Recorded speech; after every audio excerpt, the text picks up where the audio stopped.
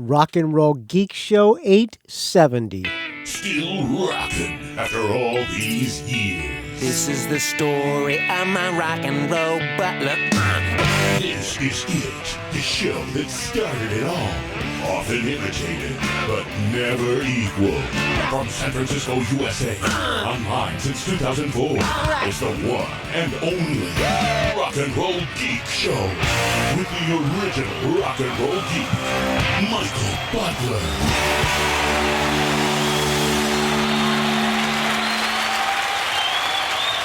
Welcome to the Rock and Roll Geek Show. My name's Michael Butler. Thanks a lot for joining me. I really appreciate it. Today is Tuesday, October 16th, 2018, and it is 7:42 p.m. when I'm recording this episode. I am extremely wiped out. I planned on doing this show, another excuse. I've got excuses out the ass. I know that, friends, but I planned on doing a midweek episode last week because the Rock and Roll Hall of Fame nominees were announced, and so I was going to do an emergency episode, but then I went to Lindsey Buckingham, so that wiped out Tuesday. Wednesday I was going to do it. Then I thought, well, I think I'll wait until the weekend, and then the weekend came and I went fishing. One thing led to another, and I did have a good time fishing, though. I had a weekend of fishing with a bunch of Filipino dudes, and they were all cool dudes. I got to tell you, I never really hung out with a lot of Filipino guys at once before, but they had this group campsite. This was up in Timber Cove. I'm just a little bit of my life here. Well, let me take a sip of this fine. Let's see, I just finished this Modelo. I'm going to open up a Tecate. This is the second beer of the day. That first one was pretty damn good after a long day at work. Let me try a second one here, see if it's any good. Oh, wow. That's even better than the first one. All right. So last weekend I went up to, so I was going to do a show on Friday, but I went camping. I got invited to go camping and fishing on a weekend fishing trip with a bunch of dudes up in Timber Cove. All these Filipino dudes. There were like 15 dudes going. I knew one of them, this kid Sean, who I fish with occasionally, or often actually. I got there Friday night, and these guys had a group campsite, all partying their asses off. Extremely nice to me. There was actually one or two other white guys there, but the rest of the guys were all Filipino. They were really nice to me. They were cooking food like crazy. They had fresh fish that they had just caught. They were fried rice, Filipino soup. So I hung out with them on Friday night, went fishing Saturday morning, caught a bunch of fish, had a good time fishing, and went back home Sunday. So I was going to do a show. So then again, I put off the show till Monday. So I'm going to do a show Monday. I worked my ass off Monday, and I was too tired. But I promised I was going to do it tonight, so I'm going to do it tonight. I'm going to cover the Rock and Roll Rock and Roll Hall of Fame nominations. I'm going to talk about that and some other things as well. Before I do that, I'm not going to thank the donators, the people who donated on this show. Thank you. I will thank you all, but I won't thank you personally by name. I will do that on the next episode. I'm going to do an episode again later this week because the new Nazareth just came out, and I figured I would do a track by track of that. But I am going to thank some people who sent me some stuff in the mail. Chuck Spears sent me something from my Amazon wish list, which happens to be on the show notes at rockandrollgeek.com. It was a case for my new iPhone, which I just got on Saturday or Sunday. When I got back, I went out and bought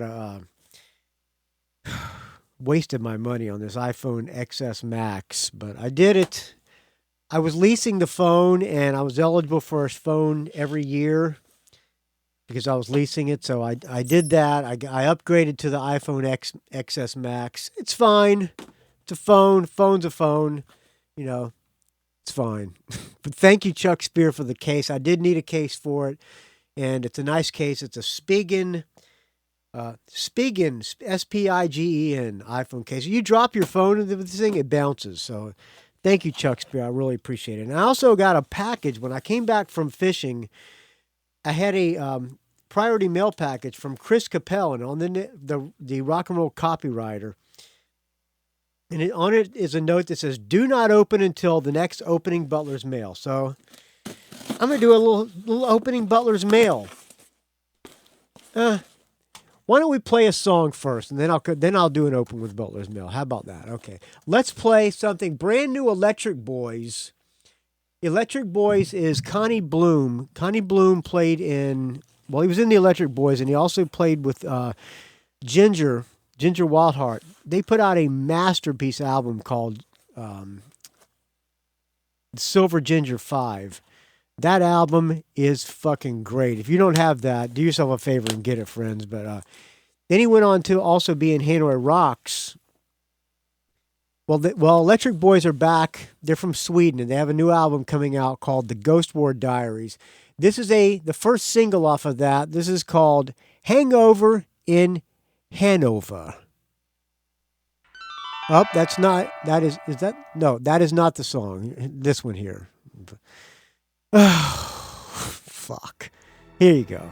Electric Boys.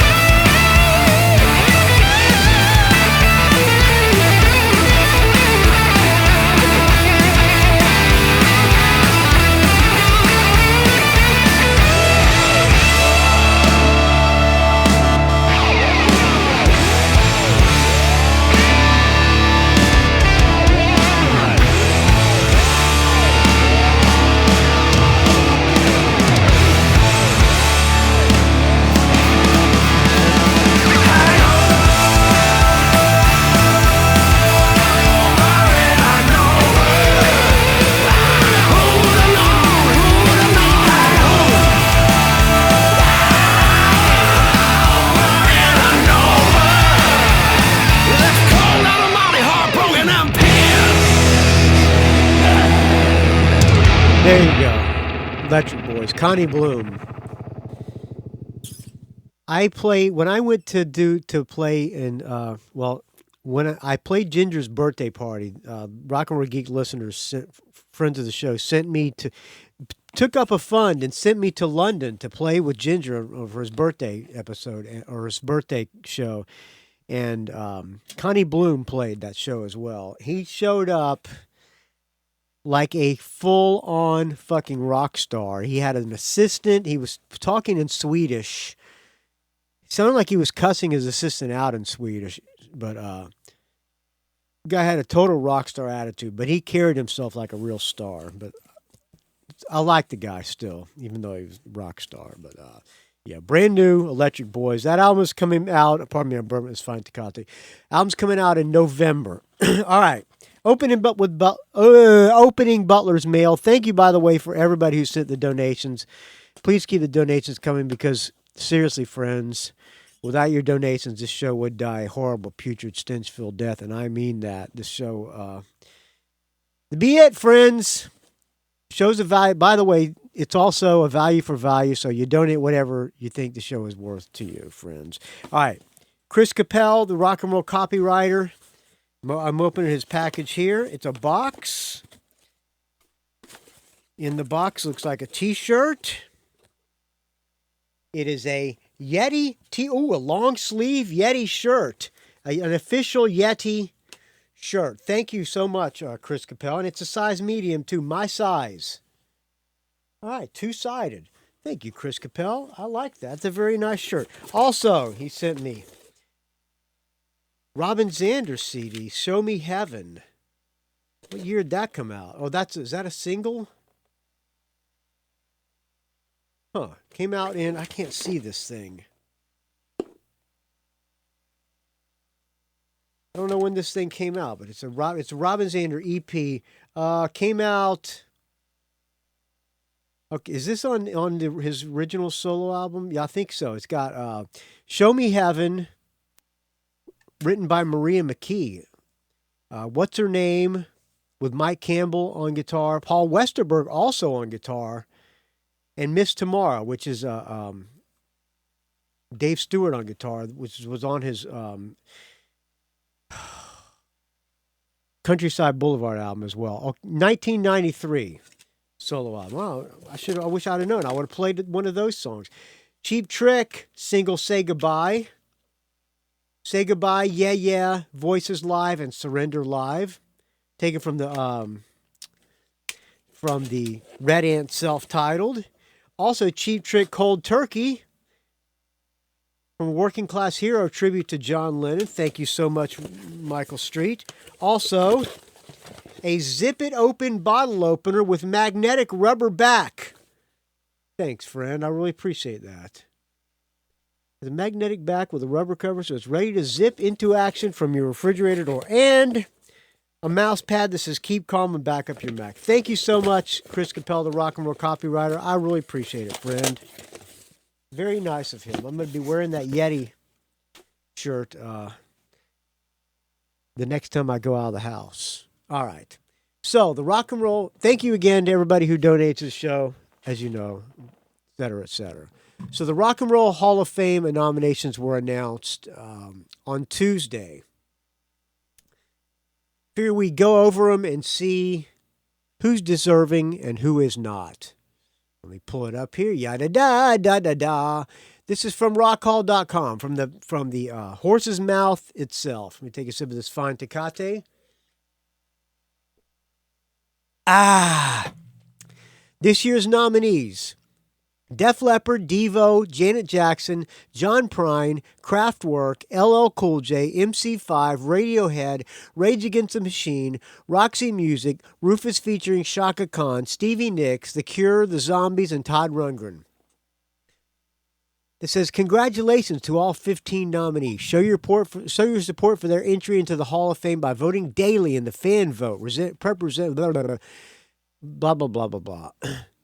According to Eddie Trunk, by the way, your vote doesn't mean shit. So if you want to go to rockhall.com and place your vote, it's not going to count. So, but you can vote all you want. At least you'll get them some traffic. All right.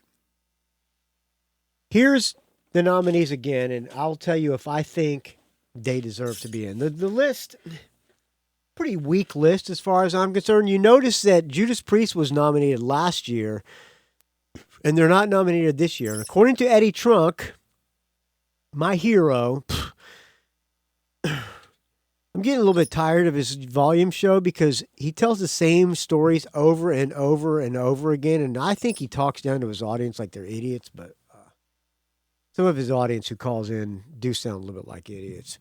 All right, here's another. So, yeah, he said that Eddie Trunk said that Judas Priest there that got so many or so few votes by the actual people who vote in the Rock and Roll Hall of Fame last year that he thinks that they're never even going to be nominated again. So, which that's kind of a bummer. You notice that Iron Maiden wasn't nominated. Lots of snubs. I mean, we can go over the snubs if you want to. Might as well. But here's who I think is going to get in and not get in. So, Def Leppard, it's their first time being nominated. They've been eligible since 2005. Think about what the Rock and Roll Hall of Fame represents. First of all, it's an HBO TV show and a tourist attraction. It doesn't mean shit for them to get in for the tourist attraction, but who else is going to be on? If they don't have a major headliner for that TV show, it's going to be a pretty fucking crappy show. Who else is going to headline the show? Stevie Nicks, Todd Rundgren, Rufus, Radiohead, Rage Against the Machine. Def Leppard is the only one. Janet Jackson, I guess she could headline it, but you think people are going to tune into HBO to see Janet Jackson? Def Leppard had the biggest tour of the year, pretty much, or one of the biggest with Journey. So, do I think they'll be? I think they have no choice but to put Def Leppard in because otherwise nobody's going to watch that stupid show without Def Leppard. And in addition to that, I kind of think they really deserve to be in. I mean, again, people who say Greta Van Fleet, this great band, and their kids. Remember, a band put out 2 classic albums before they were even, when they were younger than the kids in Greta Van Fleet, and that band was Def Leppard. First album, On Through the Night, great fucking album. All right, let's pull up some Def Leppard here. I still have not oiled this keyboard things. I probably will never will either. First, let's see. For On Through the Night, come on, listen to this. You all know this. Just their first 2 albums, they were like 16 years old.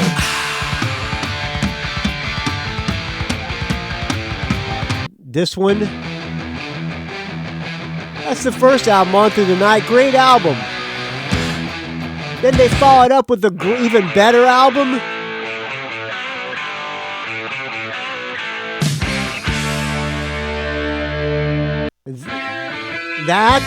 This,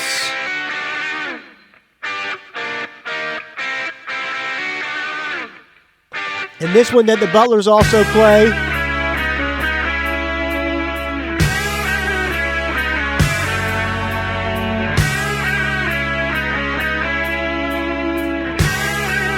Then, by the time they got to be Greta Van Fleet's age, a little bit more of that.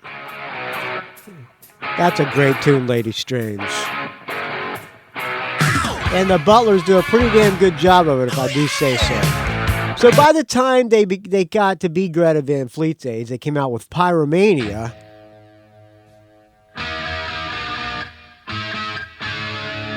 You all know these. You don't need me to say. So, yes, Def Leppard absolutely deserves to be in. And I think they'll get in this year on the first nomination. If they don't, it's going to be a pretty crappy TV show. Although Def Leppard now, don't really care too much, but they deserve it. And they had a big, huge tour. All right, also nominated Devo.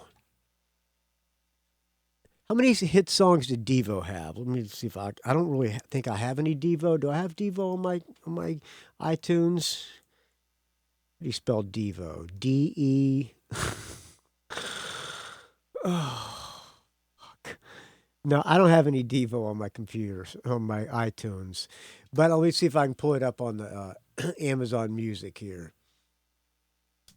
Yada da da da da. They have let's see, what are their big songs? Of course, that.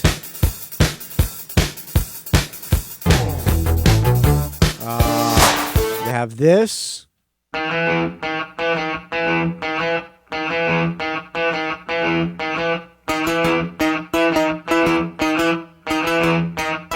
Look who you are.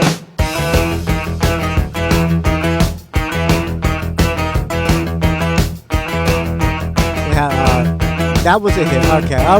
Okay. This one. Let me see. It's a beautiful world we live in. I don't know how to work this fucking Amazon Music.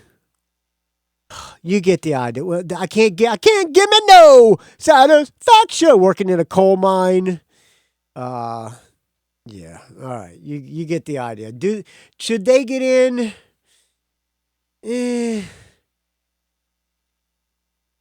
Do they deserve to be in? Not really, in my opinion. I don't think they don't think they do. What are they saying in the on the forum, the Rock and Roll Geek or on the Facebook Rock and Roll Geek Facebook group, which I did not create, but I do approve people. Let's see. Dave Jacobs says he doesn't say anything about Devo.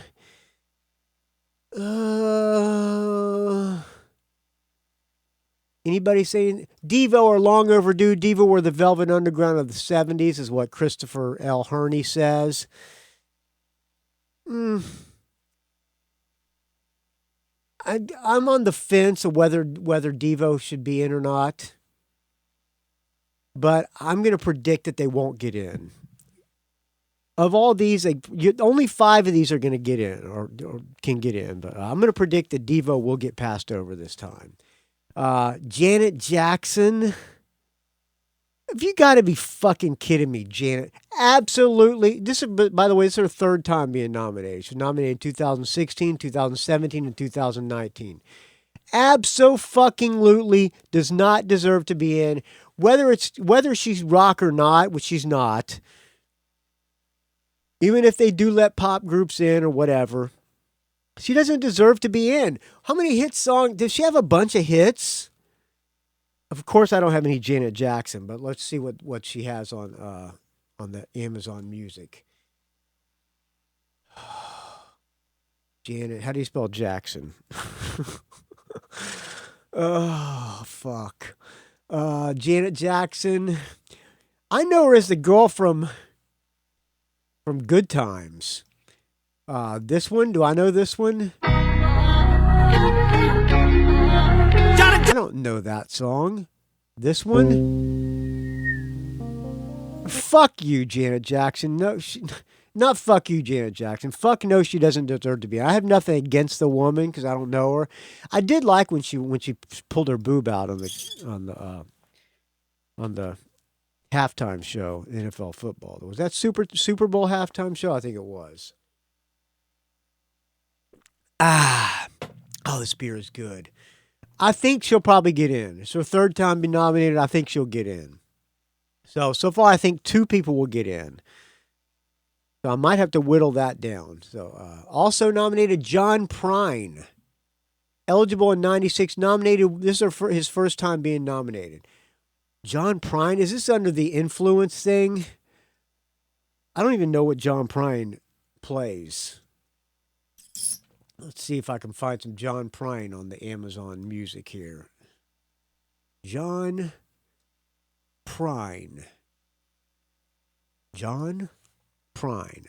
I couldn't tell you one fucking John Prine song. Here what's popular songs.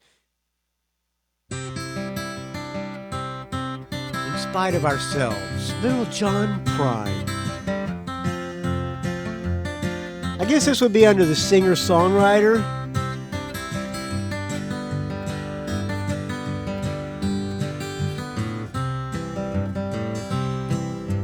She don't like her eggs all runny. She thinks crossing her legs is funny.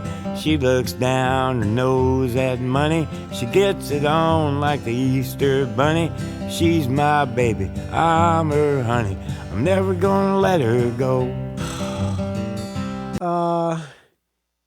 This is his first time nominated. I think John Prine's not going to get in. If they're going to nominate somebody because they're a singer-songwriter, what about fucking Warren Zevon?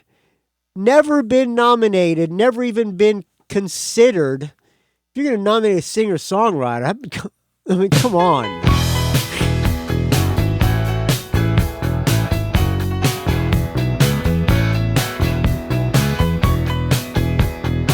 Warren Zevon should be in the Rock and Roll Hall of Fame. Shouldn't even be considered. He should have been in a long time ago. This one? Or this one? Come on!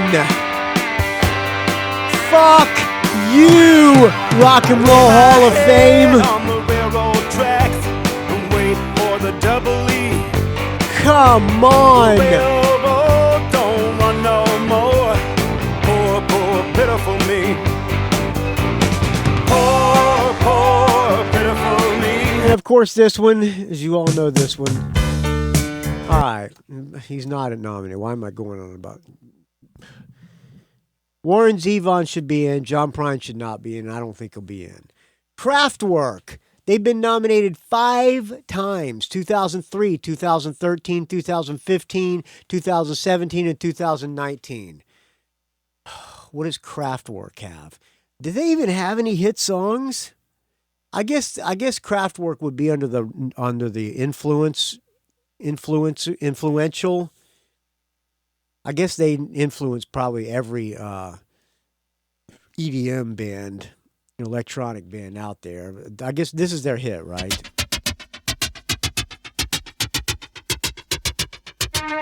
Can't stand this band. Can't stand them.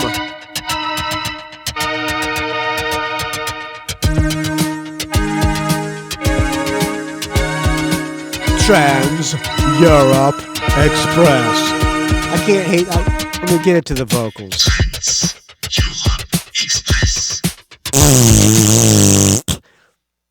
Ugh. No, they should not be in, but they'll get in. I predict they'll get in. After 5 nominations, LL Cool J, nominated 5 times. He was eligible in 2009. Was nominated in 2010, 2011, 2014, 2018, and 2019. What does... Again, I know it's not the Rap Hall of Fame. LL Cool J. What is his song? Mama said knock you out. I'm gonna knock you out. Come on, man. And with the local DBC news, LL Cool J with a triumphant comeback.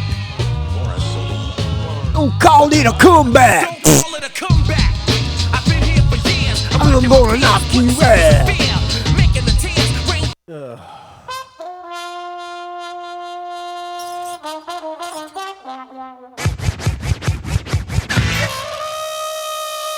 He's been nominated 5 times.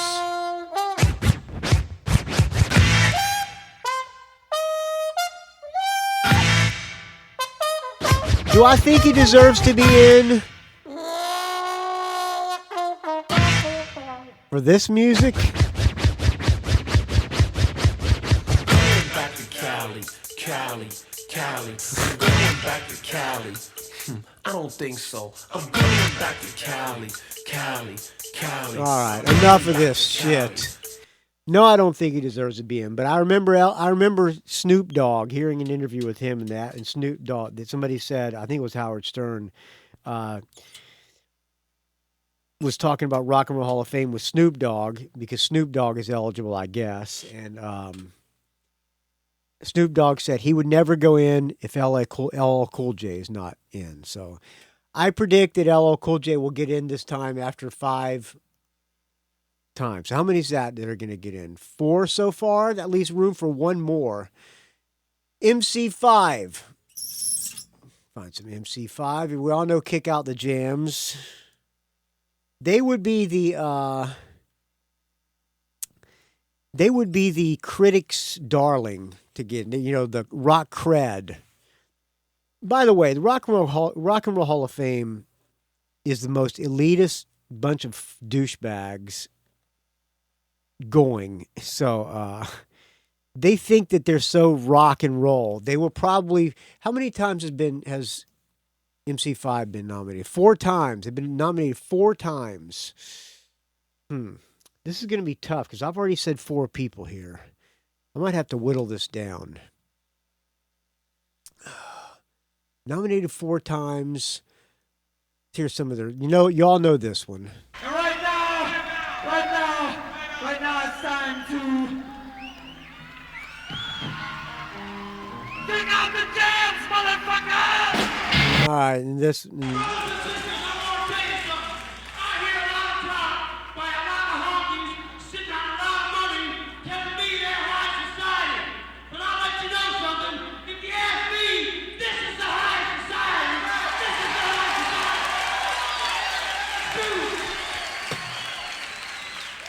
By the way, the story of the MC5 is a pretty good story. I mean, these guys, if you ever seen video from them back in the days, those guys rocked out on stage. And they got into drugs and guns, and they became like really into their own political trip, and pretty crazy scene. Anyway, I absolutely think they deserve to be in. Do I think they'll get in? I kind of think they'll get passed over because there's lots of more cred bands that are nominated. So, and again, Jay Giles' band nominated last time, not even considered this time. So fuck you, Rock and Roll Hall of Fame. Radiohead, they've been nominated. This is the second time being nominated. They were nominated last year and this year. Radiohead. You got to be fucking kidding me. Radiohead absolutely does not deserve to be in the Rock and Roll Hall of Fame. Absolutely does not deserve. For what? For what song? This one? Let's see. Influential. They influenced Coldplay. Big fucking deal.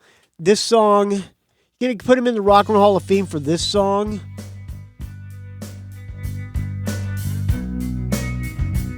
Or this one.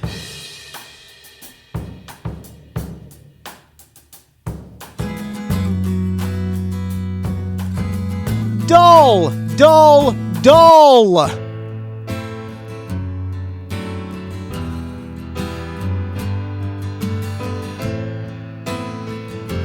You're going to put Radiohead, Jethro Tull. I was with Howard Stern this morning. He was talking about Jethro Tull, not even considered. You gonna put Radiohead in before Jethro Tull? What about Ted Nugent? Radiohead in before the fucking Nuge?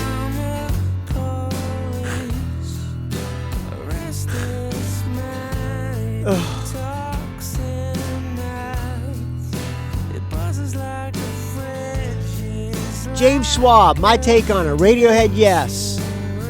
Def Leppard, yes. Rage, yes. The Cure, no. Devo, no. Janet Jackson, yes. Todd Rundgren, yes. MC5, no. Kraftwerk, no. Roxy Music, no. LL Cool J, no. Zombies, no. Chaka Khan, no. Somebody says something about Radiohead. Let's see here.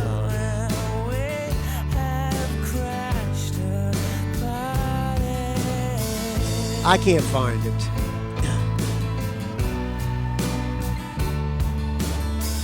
This is what you'll get. This is what you'll get. But I'm going to say it for whoever said it in the Rock and Roll Geek Facebook group. Fuck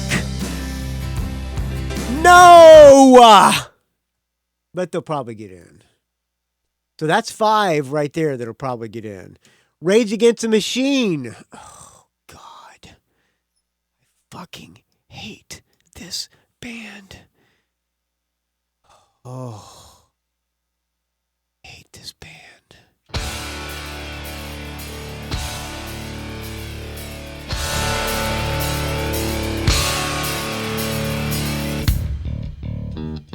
Really?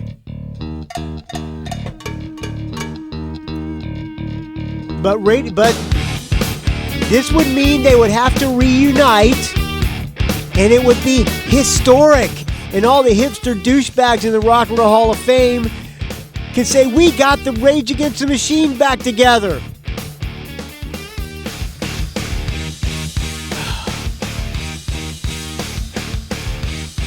And this one, oh, God, I hate that fucking band.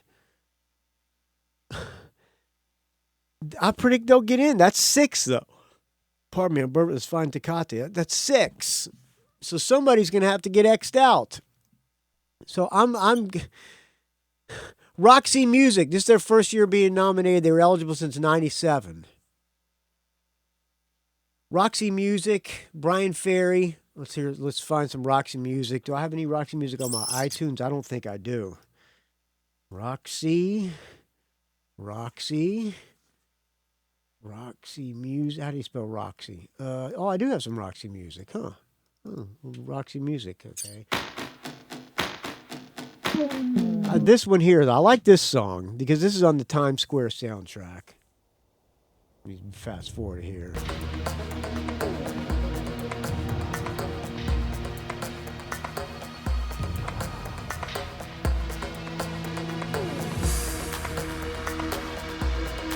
I think this is on the soundtrack to Times Square, which was a pretty good movie.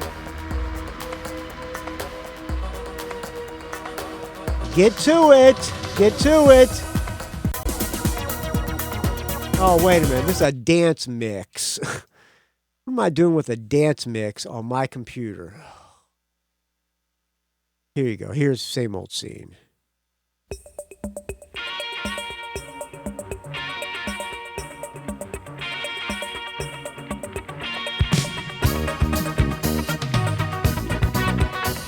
Not a big Roxy Music fan.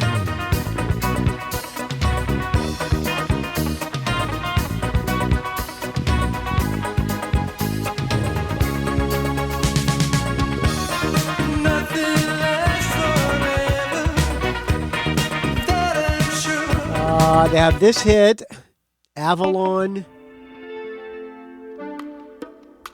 Ugh. Easy listening. Now the party's over. I'm so tired. Then I see you coming. Remember before 9/11 happened, there was a thing on the news that somebody tried to hijack a plane when Brian Ferry was on it. And Brian Ferry helped deter the hijacking. Like these Saudi Arabian guys or whatever tried to get into the cockpit, and Brian Ferry helped stop the guys from getting in the cockpit, and the plane almost crashed. So for that, he kind of deserves to get in, I guess. But not for the music of Roxy Music. I'm going to say they're not going to get in, and I don't think they deserve to be in. What do you think of that? Rufus featuring Chaka Khan. Chaka Khan, Chaka Khan, Chaka Khan, Chaka Khan. Let me find Chaka Khan. Rufus. Rufus feat and Chaka Khan. Somebody's texting me here.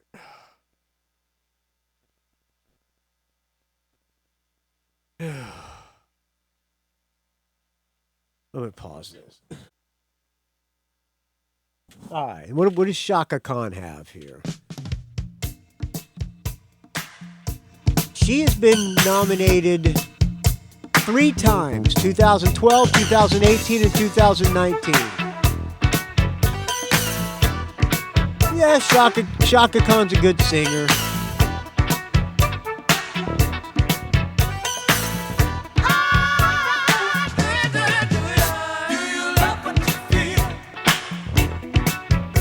This one,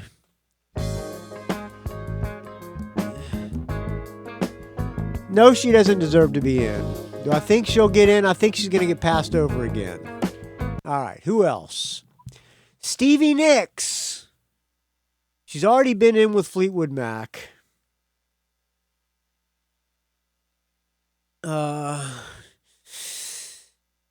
She got a lot of solo hits. She's got this one.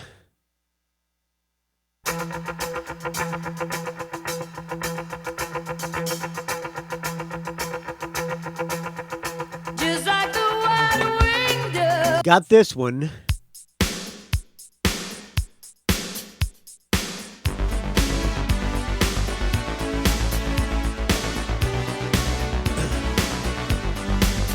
She's got this one.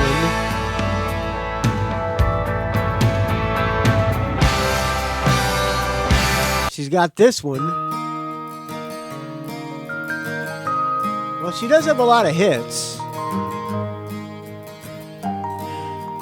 I'm on the fence whether she deserves to be in or not. She kind of does.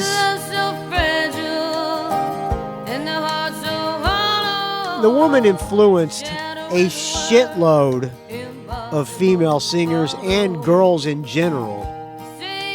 I know two girls that I play in a band with that she influenced.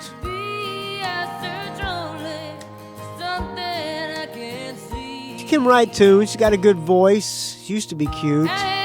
Now she had plastic surgery. She ruined her looks. I think she kind of deserves to be in. I hate to say it. But I think she'll get in. This is her first year being nominated. I think she's going to get passed over this year just because it's her first year. Could be wrong on that.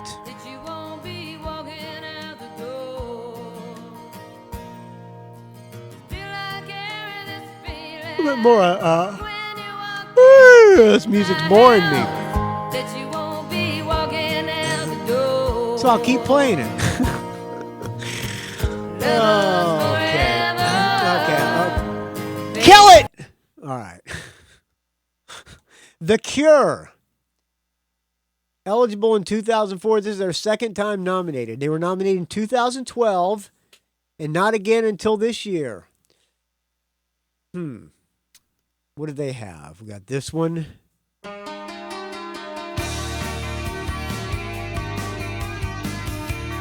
Very influential band.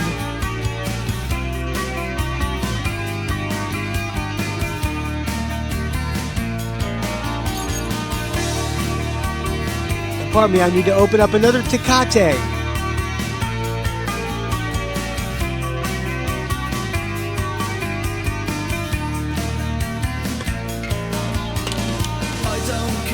I have nothing against The Cure.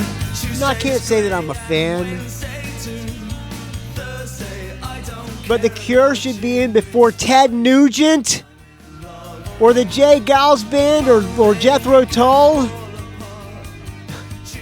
No. I don't think they'll get it either. The Zombies. Zombies have been nominated like 4 times. Let's see, how many songs does the Zombies have here? Of course, I don't have any Zombies on my computer, so I got to pull it up on the Amazon Music. The Zombies. Was Ron Argent in the Zombies? I get this one. Can't stand this music. This is hippie music. It's the time of the season when love runs high. Yeah, this one.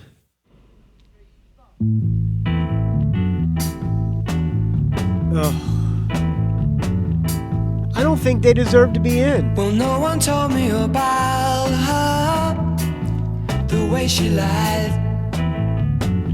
Well, no one told me about. But I think they were pretty close last year to getting in. I think they just missed the vote, the votes by not many, and they got a lot of fan votes, even though the fan votes don't matter. I kind of think they'll get in, so that means like 7 so far are getting in. And finally, Todd Rundgren. This is his first year being nominated. He's been eligible since 1995. Todd Rundgren. I know I have some Todd Rundgren on my computer, and I'm going to go to the Facebook group here and find Michael Street, friend of the show, Michael Street, what he says about Todd Rundgren. I think he says it better than I could ever say it. Todd Rundgren deserves to be included. Not only for his great diverse body of work, but his production of albums is one of the greatest resumes of all time. The first New York Dolls. Not to mention the second reunion album, I think, right? Or second or how many reunions albums? The last album they did. Meatloaf, Bat Out of Hell. Cheap Trick, Next Position Please. Grand Funk, We're an American Band. Badfingers, The Tubes, Psychedelic Furs, Hall & Oates, XTC, Patti Smith, Something Anything, or Wizard of True Star and Hermit of Meek Hollow are perfect albums. Maybe in a couple years he'll get in, but he doesn't think they'll get in. I agree that he will not get in, but I also think the guy absolutely deserves to be in. Hermit of Meek Hollow, I have that on vinyl. I burnt that. I wore out the grooves on that album.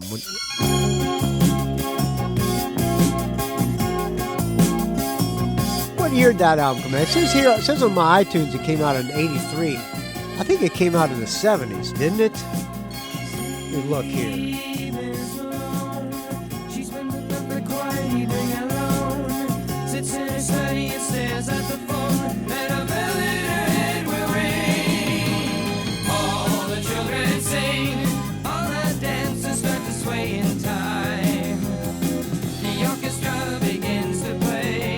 Yeah, it came out in 1978. That's what I thought. I was in 11th grade when this album came out.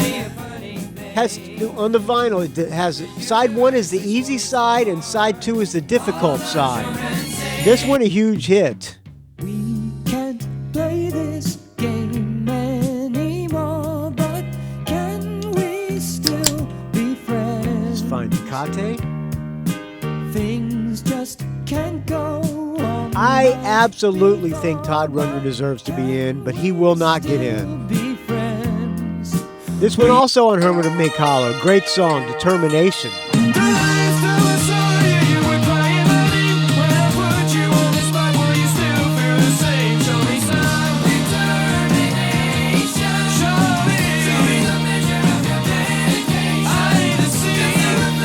How about this one? The Flexipleasers covered this one. Great tune. Couldn't I just tell you? What album's this one on?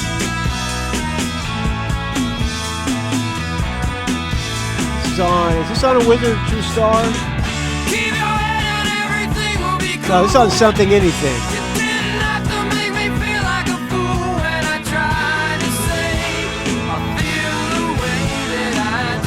This one, Love in Action.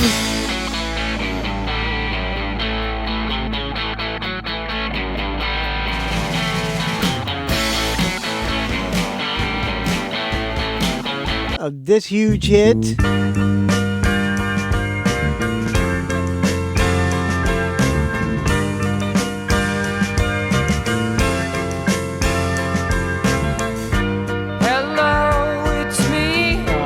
This one, a major, huge hit.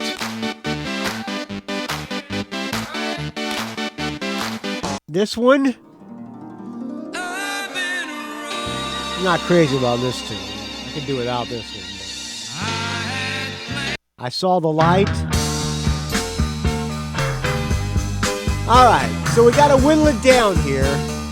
I think 6 here. C. So I think Stevie Nicks is going to get in. Let's see. So that's 1. Zombies will be 2. Rage Against the Machine will be 3.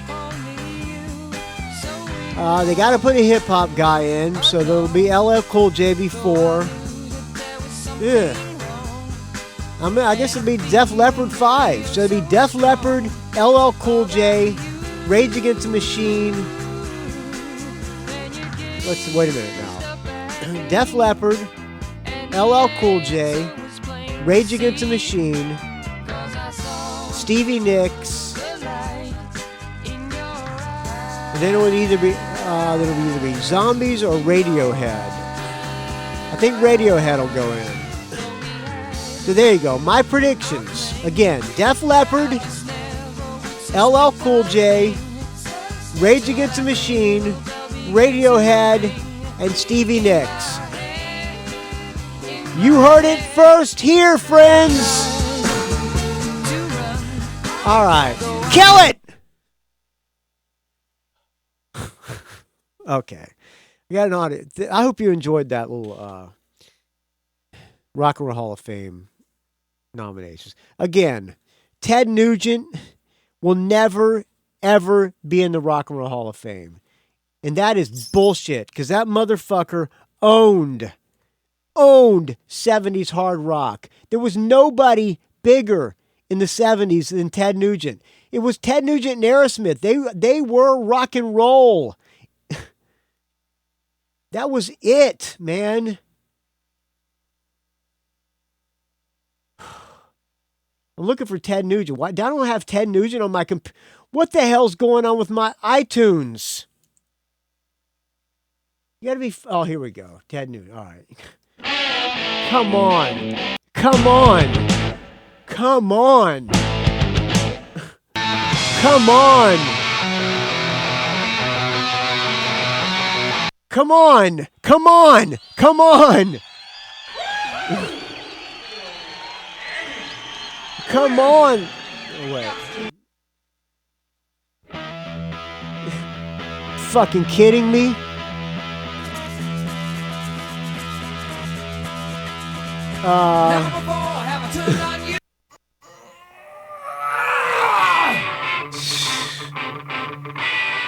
I have not even got. Listen, look at all the fucking hits the guy had.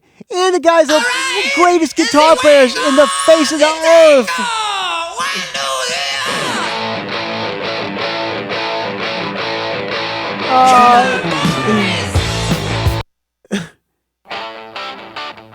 Come on.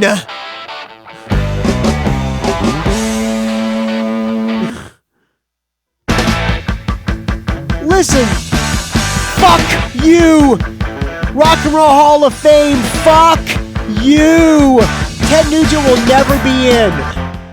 Based on his politics. Only because of his politics. Nobody deserves it more than fucking Ted Nugent.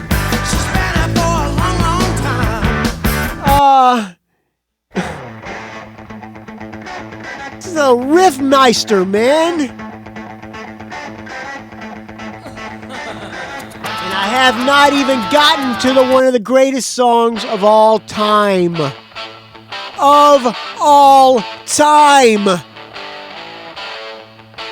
Rock and Roll Hall of Fame, kiss my ass. Idiot fucking hipsters, man. Remember that guy that wrote that book that I had on? What's his name? I remember his name. He was kind of dicky about it too. Pearl Jam, first year. Rage Against the Machine before Nugent? You're fucking kidding me. Alright, enough. I don't want to do an Eddie Trunk fake rant. Eddie Trunk goes on these rants that are so fucking stupid. Alright, I hope you enjoyed that. I got an audio comment. Speaking of people who are pissed off. It's your buddy, Jonathan Travers. It's 10:07 in the morning on Tuesday. Well, first let me read his email. I got an email from him. About this is regards to my last show where I did the top 20 bass tones according to Guitar World or something like that, Guitar USA or something like that. Fuck that nonsense. Another hipster douchebag writer throwing names around for rock cred. Peter Hook, Kim Deal, some fuck from Fu Manchu. Come on, man. I guarantee the person that wrote this wears a button-down plaid shirt with sleeves rolled up, skinny jeans, and 80s high tops. Hey, wait a minute. That's what I wear. Full beard and perfectly coiffed hipster hairdo. Fuck these things get me riled up. 3/4 of the list is overrated shite. All right. Now let's hear his audio comment. It's your buddy, Jonathan Travers. It's 10:07 in the morning on Tuesday. Just getting done with the first of the week's bullshit of Jack. Is this your speakerphone, John Travers, in your car? You don't have any earbuds, huh? Okay. Camera in Florida here up in the Detroit area. Oh. Parking deck. Anyway, I'm happy. Jackhammering floors. I'm jackhammering a paintbrush, friend. I read you. I'm working by myself now. The guy who helped me, John, bass player from DRI, who was kind of my partner, screwed me over, and now I'm working by myself. The good news, I get to keep all the money. The bad news is I'm working my ass off. All right, back to you, Jonathan Travers. Thank you, Phil Hendry. This fucking bass player list. And I don't know why. These things really just drive me fucking insane. And I know that's these writers' intent. But this, okay, I cut out when you just started talking about Fieldy from Korn. Now, that guy is not only the biggest fucking clown to look at, especially when he's on stage. I agree with you. That slap bullshit. I agree with you. He has the worst fucking bass tone. I agree with you. In rock and metal fucking history. That is the dumbest fucking... Oh my God, that shit is just driving me nuts, man. And if any of these fucking listen to this guy. Listen to this bass tone. Jealous me by the clamor now, baby. Listen to that listen to that bass tone. That is a bass tone. All right, enough of that. Back to you, Jonathan Travers. You know, okay, there's 30 in this list. You probably could have started number 20 with, I don't know, maybe Rick fucking James? Jesus Christ, somebody that actually could play their fucking instrument. Well, they did put George Clinton three fucking chords and just, that doomy bullshit. That band's Sleep. That's like the High on Fire is the offshoot of that band, that Pipe. But I kind of dig High on Fire, but that Sleep, that sludgy doom shit, God, is that so fucking overrated. As high as I can get, I can't fucking get into that shit. I tried to listen to that Dope Smoker record one time. I had a buddy that was always pushing that on me. Dude, it's one long track. But yeah, it sure is one long track. Anyway, I'm all fired up. Another day running a jackhammer. Yeah. In a garage. Great. No air, no ventilation. And we're still getting 80-degree weather, so... Jesus Christ, my first break, we're already sweating through fucking underwear and pants. I'm going 2 pairs of pants a night, 3 shirts. Good times. Good fucking times. Anyway, just wanted to say, hey, catch up. I hope this list redeems itself. Oh, here's another one. Radiohead. That's, oh my God, in the top 5 all-time overrated bands. Exactly. And they're fighting with the fucking Clash. Give me a break with Radiohead. That is the most droning bunch of bullshit. I mean, good Lord. Anyway, goddamn, I'm a glutton for punishment, so I'm going to go finish this list. Anyway, stay frosty and take it easy, brother. Right, Later. Stay frosty. You too can leave me an audio comment. Try to put on earbuds if you do it on your phone and email it to me at rockandrollgeek@gmail.com. Otherwise, you get the sound of jackhammering in a bathroom. All right, thanks, Jonathan Travers. I really appreciate it. I always look forward to hearing from Jonathan Travers, friend of the show. All right, what else do I have here on my... I don't really have much of a list here. I went to see Lindsey Buckingham with Eric Mortensen last Tuesday. It was a great show. It was at the Palace of Fine Arts. We met at... He picked me up at my house at like 5:30. The show was supposed to start at 8. Doors open at, 7:30, something like that. We went to a pub and had some food and drinks. Had about 3 beers at that pub and had some food. A guy that was moving to Las Vegas and he decided to buy a round for everybody at the bar. So we drank about 3 beers there. Then went to the Palace of Fine Arts. The doors weren't open yet, and I said, why don't we just walk down the street? I know there's an old man bar down the street. Let's go hang out there and have a beer. So we had a couple of beers there. By then, I was 5 beers in. We went to the show. We showed up, bought another beer, snuck it in.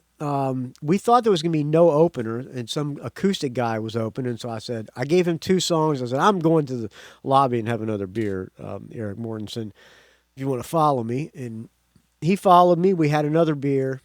So by the time Lindsey Buckingham came on, I was also bought Eric Mortensen think he did some Jaeger and some beers. So we were pretty well toasted before. By the time Lindsey Buckingham came on, we were pretty buzzed. Lindsey Buckingham was great. His guitar playing, he was fucking amazing. This venue was a really, really nice venue, and it sounded good. It sounded real good. But speaking of Lindsey Buckingham, according to Rolling Stone magazine, he got kicked out of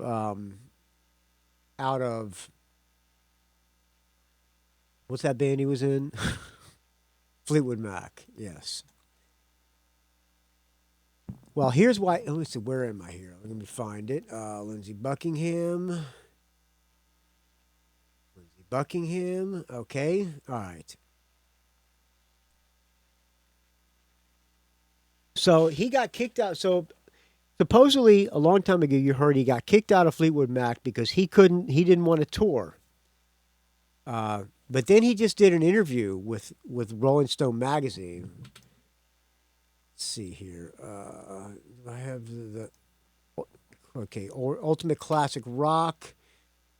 This is an Ultimate Classic Rock. It says, Lindsey Buckingham has finally revealed the details of why he was fired from Fleetwood Mac. In a new interview, he claims Stevie Nicks handed the band a him or me ultimatum after she felt slighted by his actions during their last performance together at the 2018 Music Cares Person of the Year benefit in January. Fleetwood Mac were given an award in recognition of their musical and philanthropic history at the event. As Lindsey Buckingham told Rolling Stone, a few days after the show, he received a phone call from Irving Azoff, who proceeded to list various issues Nicks had with his behavior that night, including his complaints about their intro music being Stevie Nicks' Rhiannon and that he may have smirked while she was giving her acceptance speech. The irony, he says, is that we have this standing joke that Stevie, when she talks, goes on a long time. I may or may not have smirked, but I look over and Christine McVie and Mick Fleetwood are doing the waltz behind her as a joke, goofing on her. As for their choice of intro that song that night, Lindsey Buckingham admitted he was against it, but said Nicks took it the wrong way. It wasn't about being a Stevie Nicks song, Rhiannon. It just undermined the impact of our entrance. That's me being very specific about the right and wrong way to do something.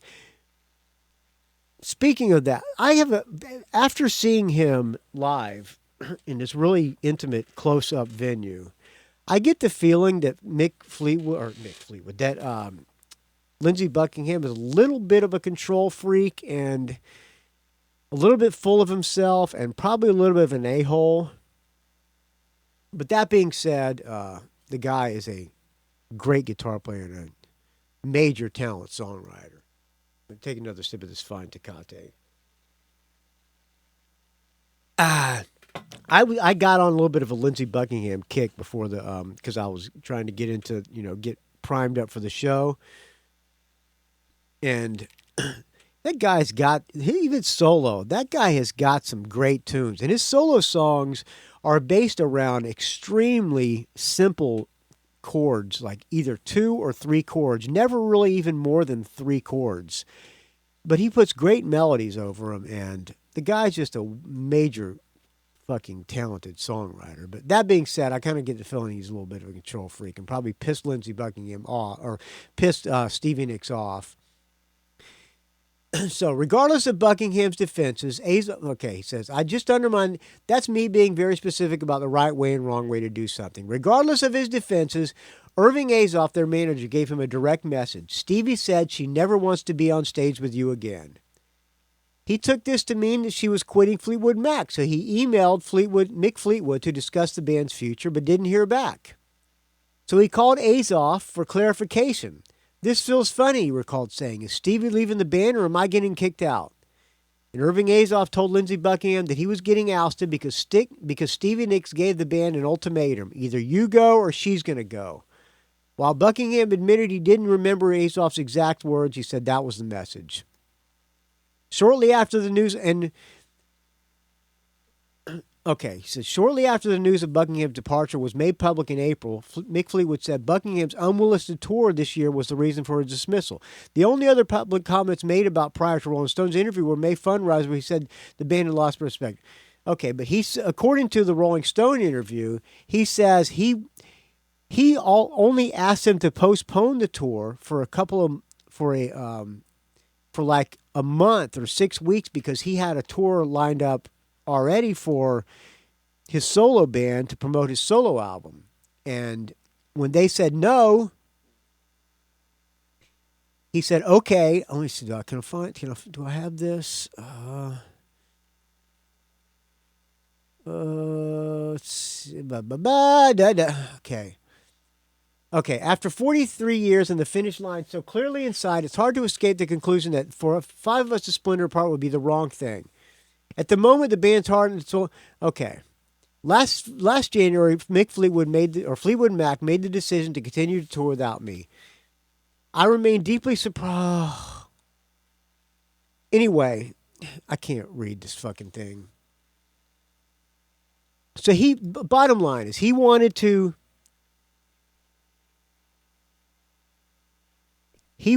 record a new album with the group okay. Butler, get your shit together. He asked them to postpone the tour because he had a solo album coming out. They said no. And so he relinquished and said, okay, I'll do the tour and do this. I'll put out my solo album and do that tour next year. And then he got the call from Irving Azoff saying, you're out of the band, dude. So then Lindsey Buckingham fought. We hear on October 11th, Lindsey Buckingham has filed a lawsuit against Fleetwood Mac for breach of fiduciary duty, breach of oral contract, and intentional interference with prospective economic advantage, among other charges, according to legal documents obtained by Rolling Stone. How'd Rolling Stone obtain legal documents? The group parted ways with Buckingham in January, blah, blah, blah, blah, blah. Okay, here it says, the lawsuit filed Tuesday in Los Angeles court states he asked the group to postpone their tour 3 months so he could play shows with his solo band. He said plans were in place for a rumors-era lineup to play 60 shows across North America when he was let go without warning. This action is necessary to enforce Buckingham's right to share in economic opportunities he entitled to as a member of the partnership, blah, blah, blah, blah, blah.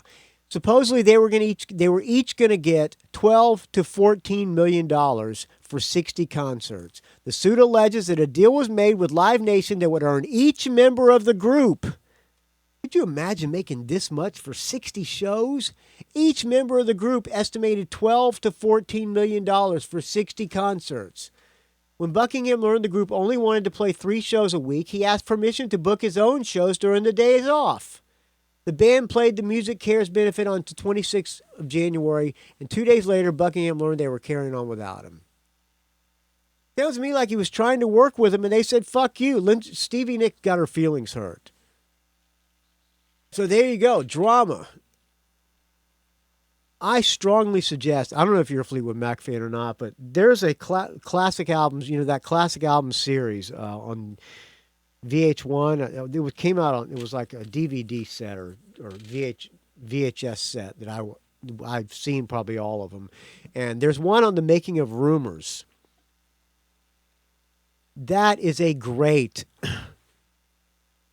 video, man. There was so much fucking personal turmoil and shit going on in that band.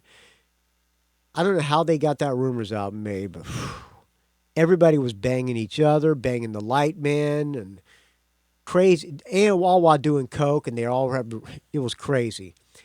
Christine McVie broke up with John McVie for the light man, and he's talking about how he had to record that album when he was seeing Christine McVie, and he was deeply in love with her, and he was heartbroken, and Stevie Nicks was banging Mick Fleetwood, and it's crazy shit going on. Anyway, update. Fleetwood Mac strongly disputes the allegations presented in Mr. Buckingham's complaint and looks forward to their day in court. A rep for the band said Friday. The band has retained Dan Petrocelli to handle. Dan Petrocelli is going to handle the case. Petrocelli, a Los Angeles attorney, had previously represented the Eagles' Don Henley and Glenn Fry in their lawsuit against Don Felder, who was fired from the band in 2001. So there you go. Long way to go to say that Lindsey Buckingham was great at the Palace of Fine Arts. All right, I think that's enough. Enough stuff for today. I'm going to do a show on probably Friday night. Because Saturday night I have a dog show this weekend. We're bringing the dogs to the dog show. So I'll probably do a show Friday, and I'm going to do a track-by-track of the new Nazareth album. This is their first album ever without Dan McCafferty, and I just got it. And I have some thoughts. I need to give it a little bit more of a listen. Got some good songs and some songs that are not so great, but I figure we'd do a track-by-track of that album. All right, I will thank you all personally, people who donated. I will thank you all personally on the next episode, which will probably be Friday. I'll do a track-by-track of the new Nazareth. The new Ace Frehley album's coming out on Friday as well. I should probably do a track-by-track of that one coming up soon. He fired his entire backup band. We just saw him play I just saw him play at the Cornerstone in Berkeley a couple months ago. He had Richie Scarlett on guitar, was Scott Coogan on drums? I think so, and some other guy on bass. And apparently Scott Coogan and Richie Scarlett were really pissed off they got fired. He fired him, and he hired Gene Simmons' backup band. So apparently Gene Simmons said that Richie Scarlett jumps around too much on stage, and he's overshadowing him, and Richie Scarlett doesn't realize his place and should be laying back, and he's putting on more of a show than Ace.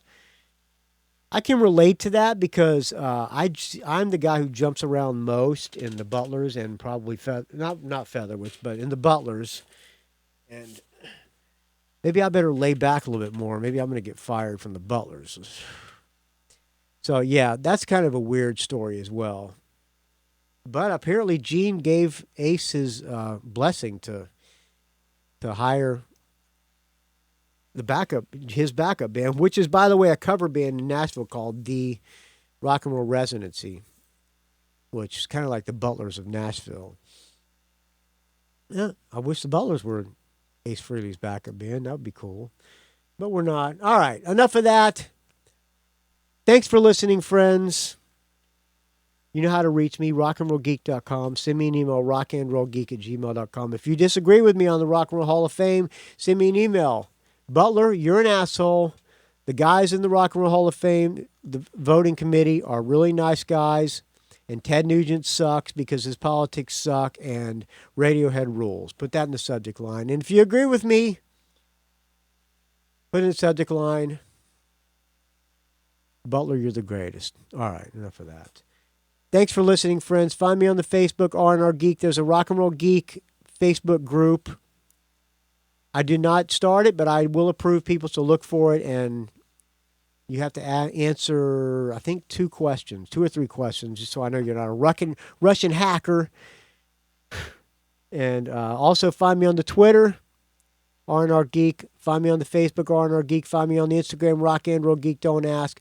We will talk to you hopefully Friday. I'm going to play a song from the new Nazareth album now. This song is called Rubik's Romance. This is without Dan McCafferty. Dan McCafferty's got a solo album coming out soon, too.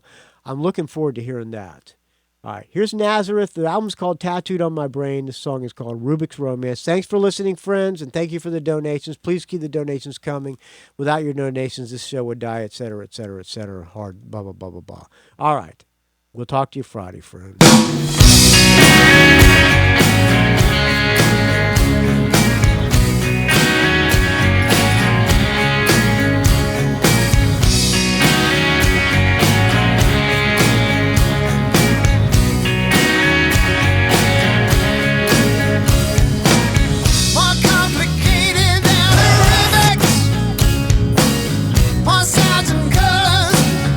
It's always changing.